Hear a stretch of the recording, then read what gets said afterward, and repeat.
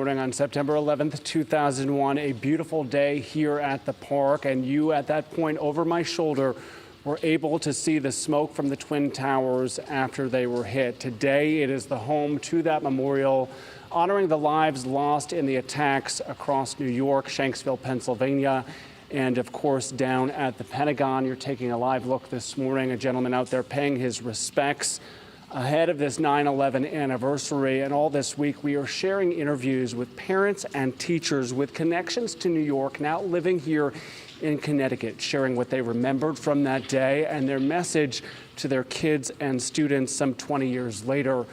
New this hour, I want to introduce you to Libby Basil. She is a mom of two from Cheshire who was a freshman at Manhattan College when the towers were hit. I remember that it was a really sunny, nice day. I remember the weather was nice. And I remember we were able to see the smoke from the towers from the top of our dorm rooms. My children are 8 and 5. And the way that we explain things to them is to look for the good people in the world.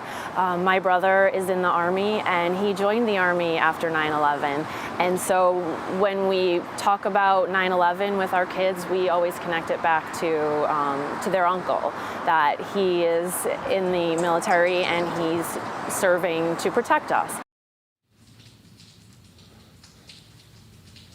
Just one family finding ways to give back all these years after 9/11. You heard Libby talk about her brother committed to a life in service. She is a business owner, and she has stepped up as she knows how. She owns a business that helps women find appropriately fitting undergarments, and she does that for folks in need at no cost, getting them kind of what they need to feel confident, just how she's able to give back in the world that she knows. New this hour, I want to introduce you to Pietig, and it is such a pleasure to have you with us this morning. You are the former president of the Friends of Sherwood Island State Park, and I know this memorial means a great deal to you. As we look out there this morning, talk about the design, why it is, where it is, and what your hope is for folks who visit. Well, it all started shortly after the tragic day. When a group of family members approached the state and said that they would like to end up having a memorial somewhere, and obviously state parkland was the most important place for it to be so that it had access to everyone. The reason that this site was chosen was on a clear day, you could actually see the glint off of the side of the Twin Towers. We used to point it out to people when they would come here for walks, or to say, if you go out to the point, you can see all the way down to New York City and the beautiful Twin Towers. On the day that the tragedy happened, we actually, a number of us gathered together and went out and stood at the point and could see the smoke rising for, it was rising there for days afterwards, but on that given day. The following days, the governor was going to end up using the park as a staging place, and it was supposed to be used for the National Guard and that, in case there was an additional call for help for security.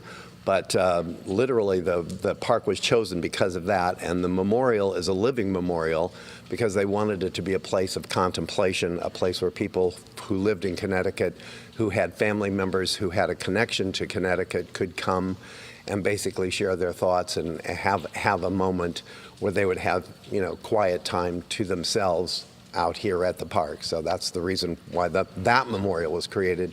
10 years later, there's a memorial that's inside that is actually part of the Twin Towers medal, and there was a contest held, and there's a plaque that was designed by two women, and there's also a big, huge kind of floral designed piece that memorializes the people that were there. All right, you're going to check that out later on this morning. I appreciate your time. You have done a wonderful job out here. There's a lot for this community to be proud of, so thank you so much. Yeah, I do want to point out, coming up new in our next half hour, Brent Harden has been working on a number of pieces over the course of the last couple of weeks, introducing us to families hit incredibly hard by this tragedy, where they are 20 years later. It is powerful coverage you do not want to miss. Of course, you will be live out here this afternoon at 4 and 5 as well.